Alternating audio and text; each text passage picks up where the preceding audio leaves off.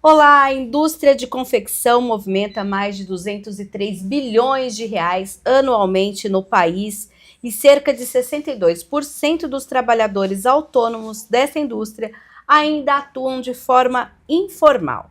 O que não é o caso da nossa entrevista de hoje, porque apesar de ter começado há mais de 30 anos de forma informal, esse mercado cresceu e hoje a gente vai falar um pouquinho da trajetória empreendedora da Sandra. Me conta então como foi. A gente está falando de um mercado hoje com indústrias têxteis grandes e a gente tem inclusive, olha, micro e pequenas empresas que representam 84% desses trabalhadores que atuam no setor têxtil.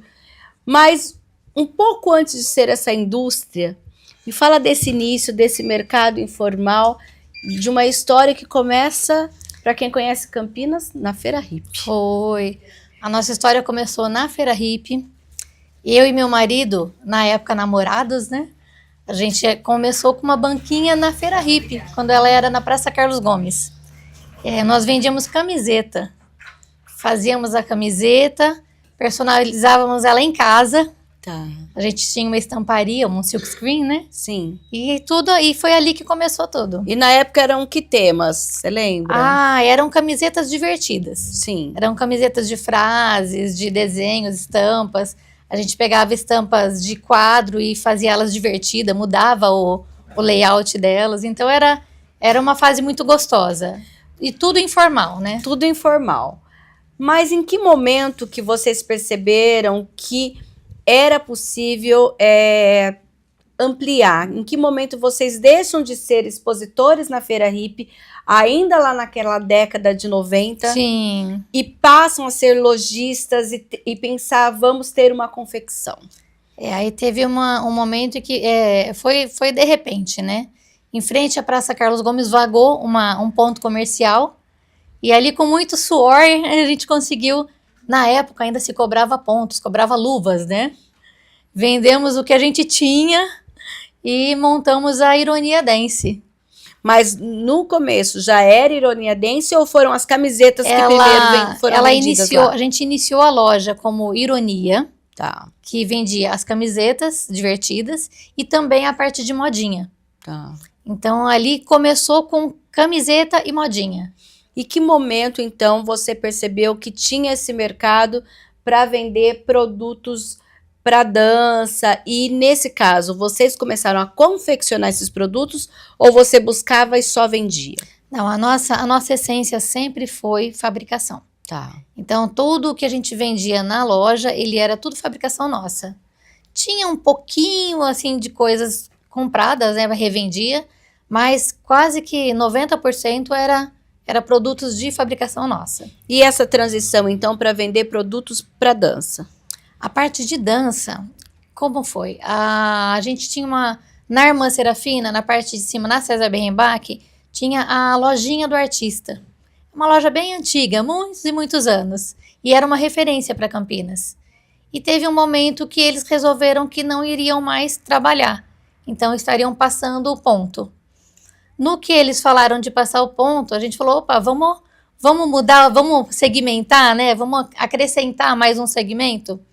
E lá a gente começou a negociação. Sim. Mas aí a mudança foi, a gente tinha um grande amigo, o seu Queiroz, que ele morava ou mora, acho que acredito que esteja lá ainda, em cima da loja Ironia. Sim. E aí ele falou, por que a gente estaria comprando a loja de cima se a gente tinha tudo que podia ali embaixo, que não seria necessário todo esse investimento? Ouvimos a voz da experiência do seu Queiroz e montamos a parte de dança junto com a moda. Até porque quando as pessoas iam procurar a loja, não, agora tem uma loja que vende os mesmos produtos na rua de baixo, era isso? Sim, foi isso. E aí acabamos ficando na Irmã Serafina mesmo, com os dois segmentos, com a modinha e com a parte de dança. E depois, em algum momento, vocês passaram exclusivamente para dança ou não? Não, a parte da modinha sempre acompanhou a gente. Sim. Até mesmo porque na dança você consegue agregar uma blusa, uma camiseta, uma parte de baixo, uma saia, uma calça. Sim. E acabou agregando e indo junto. Eu lembro que, gente, quando fui entrevistar a Sandra, Inclusive, percebi que eu já tinha sido cliente da loja, porque minha filha é dançarina e desde pequena eu ia na Ironia para comprar. E era isso mesmo. Mãe, olha essa camiseta com essa estampa bonita de uma bailarina. Sim. Eu quero também, né? Então você acabava vendendo. Era uma mochila, uma bolsa diferente. Sim, sempre Gente, inovando, aquela né? mochila que era a sapatilha, Ai, acabava com as mães. Aquela era campeã. Acabava com as mães, porque as mães, as crianças, as meninas, eu quero essa mochila. E vocês que tiveram ideia de criar esses produtos lá? Sim, o meu marido, ele é muito criativo. Então, ele é o empreendedor, assim, de natureza. Sim. Ele vê uma coisa diferente, ele já pensa como ele pode fazer, para que caminho ele pode estar indo para inovar, para estar fazendo coisas novas. E lá, essa loja da Irmã Serafina, em que momento vocês continuam lá? Qual foi o próximo passo no seu negócio? Não, a Ironia Dance, ela foi encerrada na pandemia. Porque na fase da pandemia ali ficou muito perigoso. Sim. Então foi uma situação que não dava mais. E foi um ano também que não teve mais espetáculo? Não, parou tudo, né? Sim. Então foi um ano que a gente precisou se reinventar. Mas e aí? O que vocês fizeram para se reinventar? Para se reinventar, tem uma parte. Para se reinventar, nós começamos a fazer, na pandemia, nós atendemos o pessoal do hospital de campanha. Fizemos máscara, avental, trabalhamos com até a parte dos lençóis de hospital. Então a gente começou a fornecer para a IDS. Olha, que era o pessoal do hospital de campanha. E teve super demanda naquele período. Sim, foi o que nos ajudou a se manter. Então, na verdade, a Ironia, ela fechou por um novo movimento, não porque faliu. Não, a Ironia fechou por um novo movimento. Embora a gente tenha, agora a gente mudou para Paula Bueno, que lá tem a Ironia Dance e a Plural Uniformes. Tá, então vamos lá. Mesmo segmento. Você na pandemia, sua família decide produzir equipamentos, né, roupas e acessórios voltados à saúde. Sim. E aí vocês fecham a Ironia. Vocês produziam isso onde? Nós temos uma confecção, um pequeno ateliê, até mesmo ali na Paula Bueno tem uma salinha que dali sai toda a criação. Sim. E temos a nossa confecção que é no Castelo. Então na época da pandemia, essa confecção já existia, essa fábrica? Já existia. A Paula Bueno, ela já existia como nosso e-commerce. Sim. Então ali nós trabalhávamos o escritório, esse pequeno ateliê, da onde sai toda a criação, né? Sim. E ali a gente acabou encerrando na pandemia a Irmã Serafina. Que é no centro da cidade. Que é no centro da cidade, pela dificuldade da segurança. Não foi um problema. A gente poderia ter continuado, mas a segurança ali ficou muito ruim. Você falou que, inclusive, naquela ocasião, gente, eu bati um papo com a Sandra, Sim. o dono do imóvel falou, vocês podem ficar 1 ano sem pagar. Sim. Poderíamos ficar ali para até passar toda essa dificuldade e depois se reerguer. Sim. Mas ali no caso, a gente agradeceu muito a ele, mas no caso não foi um problema da loja, da empresa, porque graças a Deus a gente como empreendedor sempre se reinventou. E vocês conseguiram levar aquela clientela do centro para Paula Bueno? Conseguimos levar quase assim. Tem uma parte, claro, que a gente perde. Sim. Mas a gente sempre fez um bom trabalho e sempre conseguiu cativar, né? Então, nós não somos apenas uma empresa, a gente faz com muito carinho o que a gente faz. Sim. Então, isso transparece pro cliente, né? E nesse período, em que momento, hoje a gente está, inclusive, falando em um dos negócios da família da Sandra, você vê ao fundo que são uniformes escolares. Nessa trajetória, em que momento que esse nicho surge como uma oportunidade? Esse nicho surgiu pra gente no pós-pandemia. Porque o que aconteceu? No pós-pandemia, a maioria das empresas pequenas, elas acabaram encerrando as atividades. E a gente, por uma felicidade de Deus, né? A gente conseguiu se reinventar e foi muito procurado, porque diante do trabalho que a gente sempre desenvolveu, nós conseguimos que as pessoas sempre vêm até nós. Então, nessa necessidade de uma escola, ela pediu para que a gente fizesse um orçamento e começasse a fabricar para ela. E dali surgiu o uniforme escolar. começamos a fabricar para o Colégio Santana de Vinhedo. Eles são nossos parceiros, eles vendem lá na escola, e dali começou, um puxou o outro. Foi o boca a boca, então. Boca a boca. Falando para outro diretor de outra escola. Sim. E assim foi. Hoje vocês são fornecedores de quantas escolas, mais ou menos? Juntando as duas empresas, as duas lojas, né, pontos físicos e mais a fábrica, nós chegamos a 25 escolas, mais ou menos. Não só Campinas e região. Não só Campinas. A gente trabalha com o ponto físico, né, que a gente atende direto aos pais, e também tem as escolas que a gente fornece para as escolas. A gente está falando, inclusive, aqui de uma unidade na Monte Castelo, aqui próximo à Ponte Preta. A unidade lá do Taquaral, ela não é a mesma. Vocês decidiram fazer duas empresas diferentes? Conta essa estratégia. Ela é a mesma fábrica, a essência sai do mesmo local. Tá. Mas a gente trabalha com dois nomes, porque aqui na Múltiplo a gente atende as escolas desta região. E no caso da Plural, a gente atende as escolas da região do Taquaral. Sim. Então aí foi necessário segmentar com nomes diferentes para que não desse choque dos pais ficarem perdidos, né? Sim. Então as escolas que o Múltiplo atende é só na Múltiplo. Compreendo.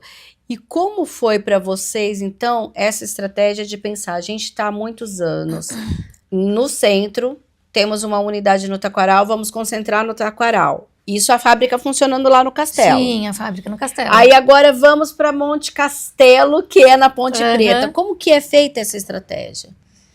A produção, ela é unificada, né? Sai tudo do mesmo local, mas a gente trabalha com a Rafaela, que é a nossa gerente da empresa, né? A Rafaela é quem toma conta da Múltiplo, então a Rafaela sempre vai coordenando toda a necessidade de estoque daqui, e ela passa direto para a empresa, para o Castelo, no caso, né? Para estar fazendo a produção. Essa unidade funciona há quanto tempo? Essa unidade a gente está completando 2 anos. 2 anos. 2 anos, é um bebê ainda. Sim, é um bebê. Quando a gente pensa um negócio com mais de 30 anos, mas quando o empresário vai dar esse passo, ou para ter uma nova unidade da mesma empresa, ou para abrir uma nova empresa, o que vocês, como empresários, levam em conta nessa estratégia, nesse planejamento, Sandra? A gente tem que imaginar que serão anos de muito na ponta do lápis, né? Porque ser microempresário no Brasil é uma luta diária, né? Essa empresa é simples, é assim? É simples. Tá. Vamos dizer que a gente considera uma empresa familiar, né? Sim. Porque hoje em dia é muito difícil você lidar com pessoas, então, contratação. Quem trabalha com você? Hoje na empresa trabalha eu, meu marido e minha filha. Sua filha. E vocês têm quantos colaboradores? Hoje nós temos 7 colaboradores. 7 colaboradores. 7 colaboradores. Fora a fábrica. Que na fábrica hoje, o que aconteceu na pandemia, nós distribuímos as nossas máquinas para que elas pudessem trabalhar em casa. Então, no que fizemos isso, acabou todo mundo fazendo home office. E aí todas elas acabaram se tornando as nossas terceirizadas. Então, hoje elas são parceiras. Então, elas são parceiras, são PJ. Olha, quando a gente pensa aí nesse movimento de home office, geralmente se pensa só que o pessoal que trabalha com informática, né? Com tecnologia. E a costura também foi possível. E assim, o formato que a gente utilizou para isso foi também um degrau para elas, né?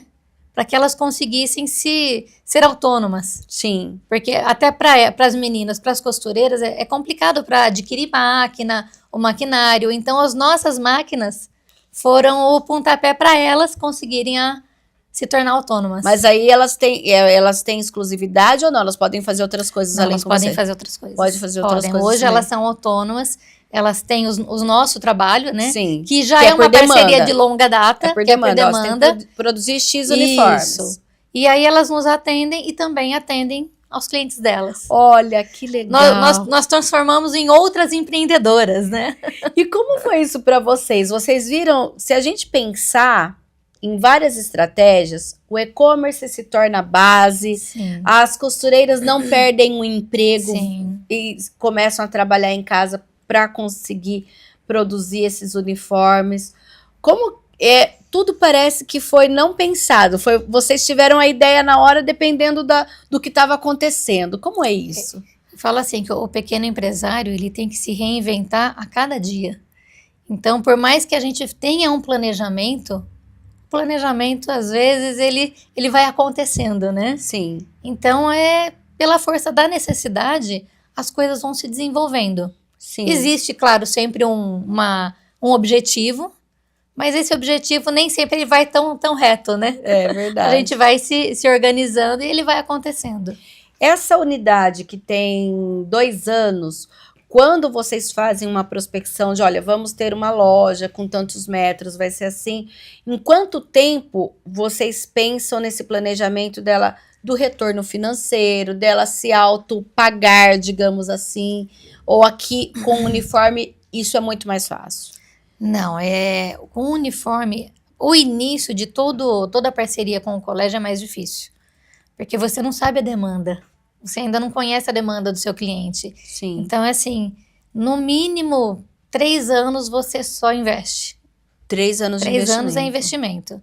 Você vai investimento, você vai formando o seu estoque, então não é fácil. E tudo que entra você vai reinvestindo Tudo também. reinvestindo. Tecido e tudo mais.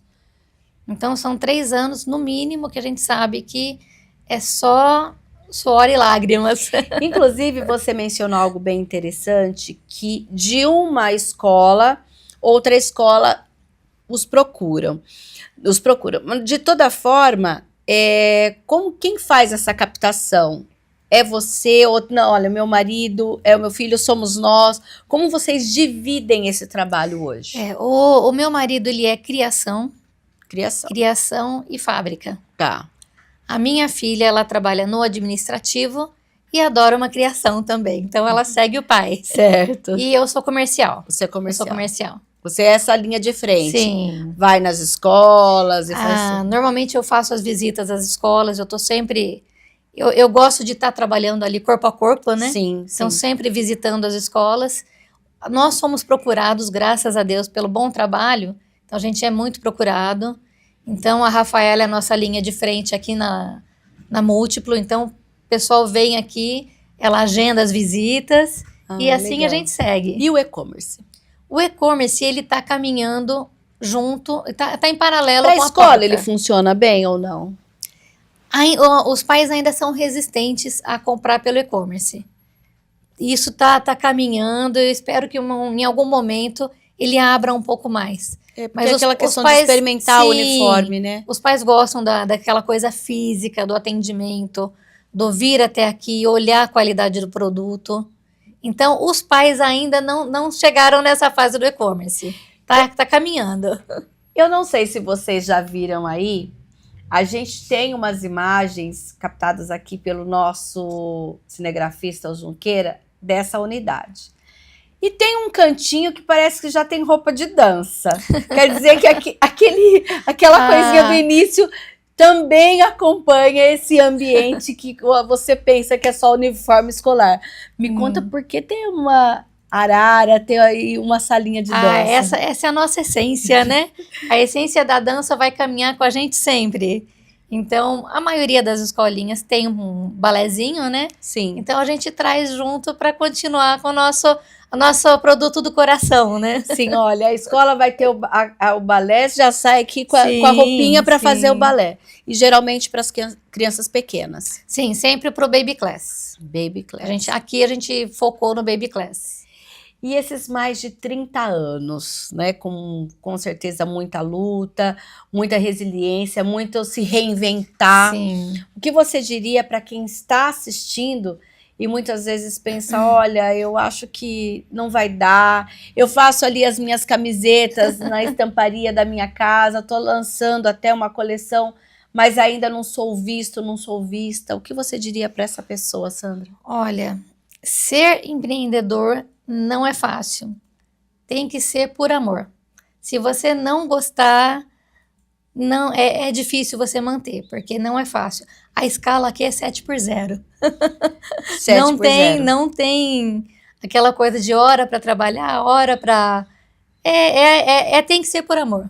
Se não seguir por amor, não é fácil. Mas não pode desistir. Não pode desistir. Ai, que ótimo. Muito obrigada pela entrevista, Obrigada. Viu? E você que assiste o Ser Empreendedor, agora nós vamos às dicas de livros sobre empreendedorismo.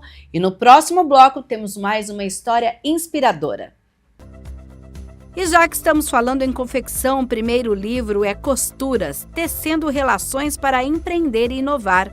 Nele, a comunicadora de formação e costureira por vocação, Andréa Fortes, conta a sua própria trajetória, unindo o empreendedorismo à sua paixão, costurar.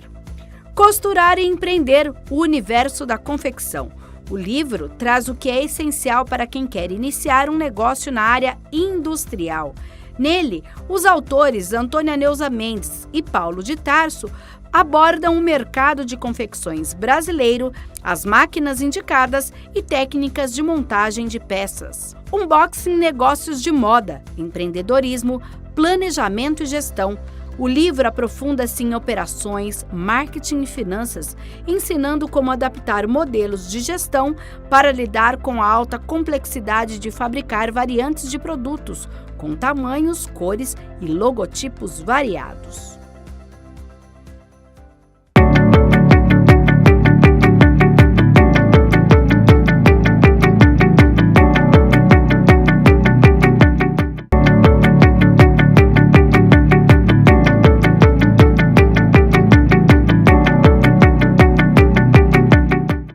Neste segundo bloco do Ser Empreendedor, a gente continua falando sobre quem atua no segmento de uniformes.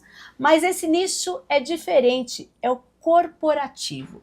Quem vai conversar com a gente que é a Isabelle, que há mais de 20 anos está nesse negócio, mas olha, a sua experiência empreendedora começou muito antes.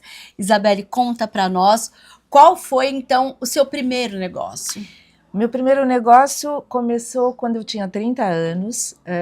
Eu resolvi empreender abrindo uma confecção infantil, de moda infantil. Na época eu morava ainda em São Paulo, mas esse negócio era fadado a não dar certo. Mas na época você mesmo, quem fazia essas peças, como foi isso? Eu venho de um universo de confecção, minha família toda tem confecção de moda, e aí com os 30 anos eu achei que já estava na hora de eu empreender.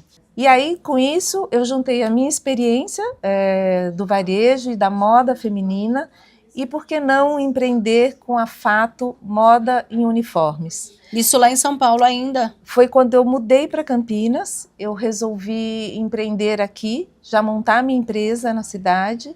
E só que eu passei o primeiro ano inteiro dentro da minha casa, fazendo todo um planejamento, para que eu não cometesse os mesmos erros da primeira empreitada. Entendi. Né? Então, na minha casa, eu desenvolvi todo o mostruário que eu gostaria de vender, eu pesquisei mercado, eu pesquisei mão de obra, todas terceirizadas na época, e comecei a minha mini confecção dentro da minha casa, num dos quartos da minha casa. Quando foi o momento que você sentiu que o negócio já estava amadurecido a ponto de ter um novo espaço, uma fábrica fora de casa, uma loja física? Como foi isso? Passado esse primeiro ano e já adquirindo alguns clientes, eu entendi que o negócio ia vingar, o mercado era muito promissor, e falei, não, já é hora então de eu alugar o meu primeiro imóvel.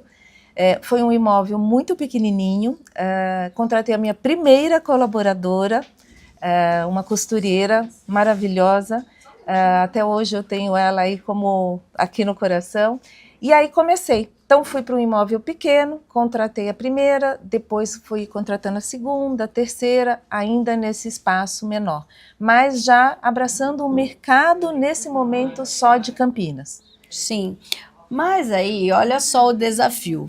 Você vem da capital paulista, vem conhecer o mercado do interior, apesar de nós sermos hoje uma cidade de mais de 1 milhão de habitantes, mas na época com certeza tinha muito menos. Como foi conquistar esse cliente que precisa do uniforme corporativo? Qual foi a estratégia que você usou?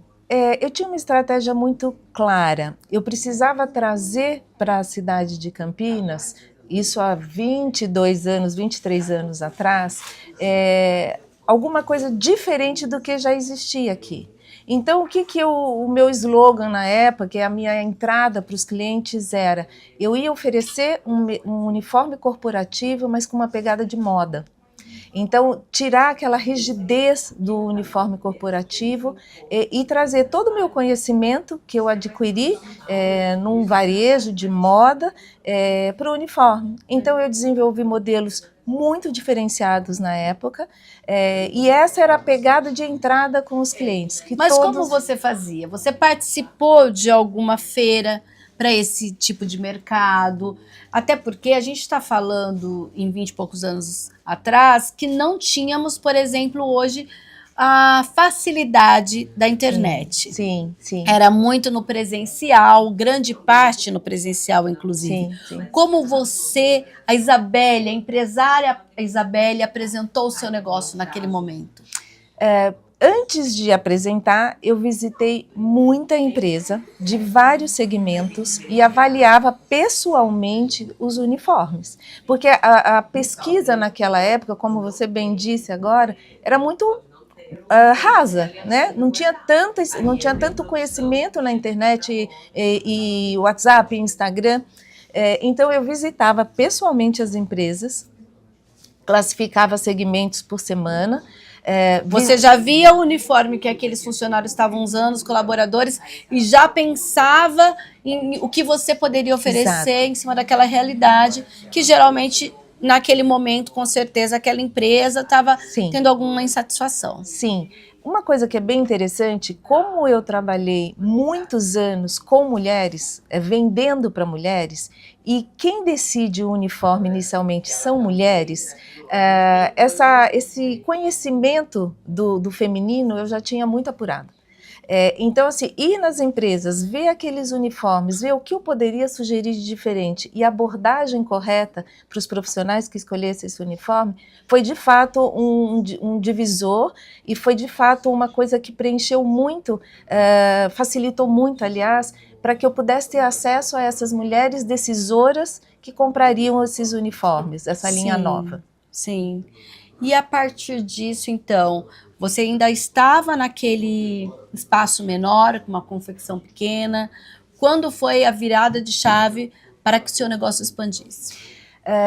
Um divisor de águas para mim foi quando a Fato foi abordada por um grande grupo que gerencia hospitais públicos, sugerindo toda uma estratégia de orçamento, cotação, tal, que a gente participasse de um processo desse. Nós participamos com esse feeling todo, que na época eu já tinha comercialmente falando, e eu pesquisei o uniforme deles, vi aqui eu posso entrar com uma coisa diferente, com baixo custo. E nós ganhamos a licitação na época, e aí o volume que nos trouxe, porque aí já não era mais Campinas, aí já era estado. Então, com o volume que trouxeram, essa empresa nos trouxe para produzir, a gente começou a ter uma estrutura com processos mais definidos. Mas aí também veio um grande desafio, porque pensa bem, ganhar uma licitação, ter um volume enorme, prazo com certeza, e você tinha uma estrutura um pouco mais enxuta. O que você teve que mudar totalmente, inclusive nessa fase de confeccionar todo esse volume? Eu tive que me conscientizar que eu estava abraçando uma coisa grande e que eu precisaria fazer algumas concessões. Sim. Eu trabalhei de domingo a domingo. Eu terceirizei muito a parte de costura desse projeto, mas tudo isso muito transparente com o cliente, de forma nenhuma foi... a gente vendeu peixe, né? Vou ganhar a licitação, depois eu vou ver o que dá, não era isso? Exato, não, a gente esclareceu muito para o cliente, a gente tinha uma seriedade no negócio, a gente tinha como fazer esse projeto acontecer com parceiros, explicamos para todos esses parceiros a situação, e para o cliente na outra ponta, e todo mundo abraçou junto à causa. Mas foi trabalhar de domingo a domingo por algum tempo, um bom tempo, mas eu acreditava naquilo. Missão cumprida. Missão cumpridésima, até hoje eles são nossos clientes. Olha. Só que hoje, na época, eles eram extremamente representativos no nosso faturamento.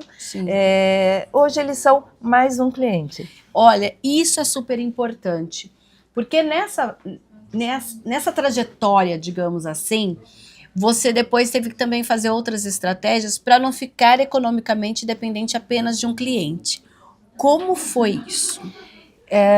Teve uma determinada situação que isso foi muito perigoso. Eles eram um percentual muito grande em relação ao nosso faturamento.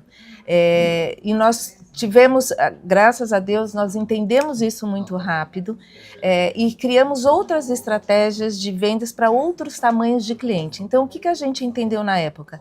Esse é um cliente grande que hoje a gente não pode abraçar um outro desse tamanho.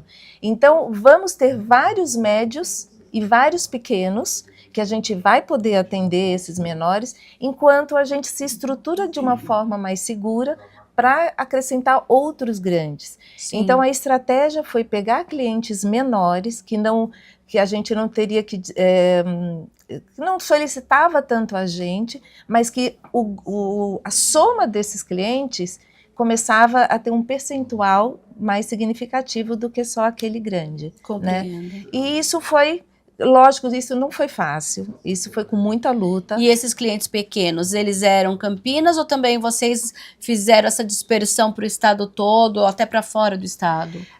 Na época, mais concentrado no interior, e na época a gente...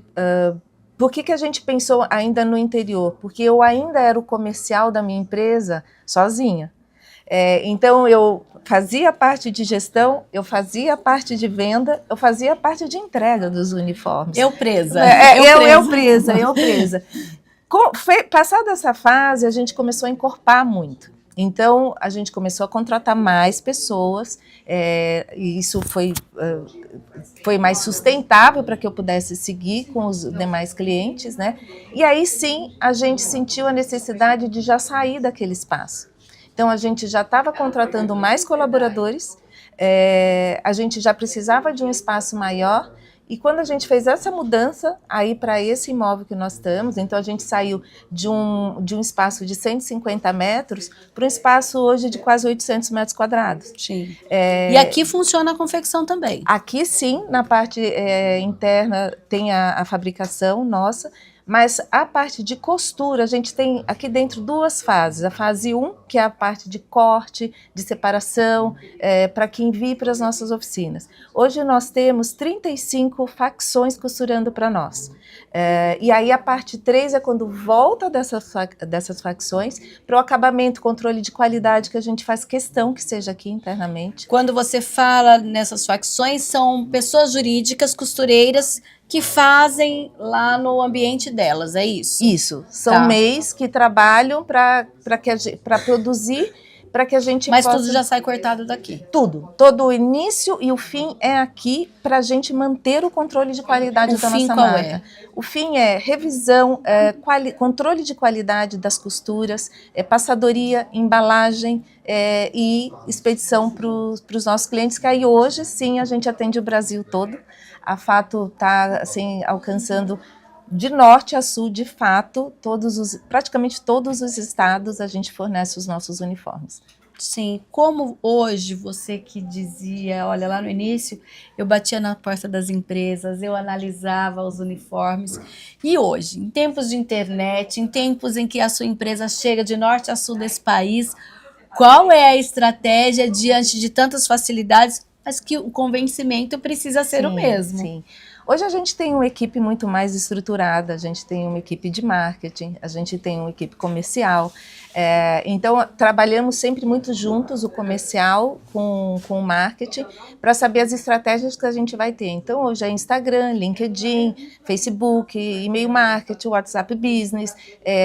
Mas é óbvio que o que conquista o cliente é a conversa, é a qualidade do nosso atendimento junto a essas empresas. Só que agora nós já temos já somos conhecidos no mercado, afinal são 23 anos, né? Sim. Então, os clientes vêm até a nós, na maior parte das vezes.